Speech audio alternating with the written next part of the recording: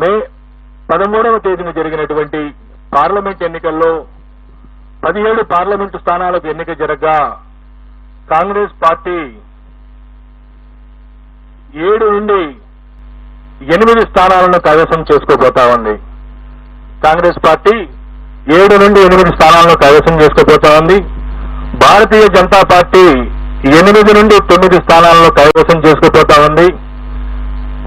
అలాగే ఎంఐఎం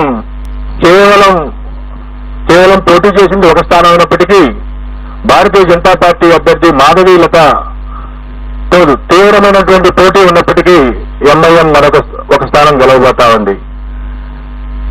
గతంలో 39 అసెంబ్లీ స్థానాలు సాధించి అంతకుముందు 2019 పార్లమెంటు ఎన్నికల్లో 8 పార్లమెంటు స్థానాలు సాధించినటువంటి టీఆర్ఎస్ పార్టీ ఇప్పుడు 0 స్థానాలకు పరిమితం కాబోతా ఉంది. 1 స్థానం కూడా ఈ ఎన్నికల్లో టీఆర్ఎస్ పార్టీకి వచ్చే పరిస్థితి లేదు.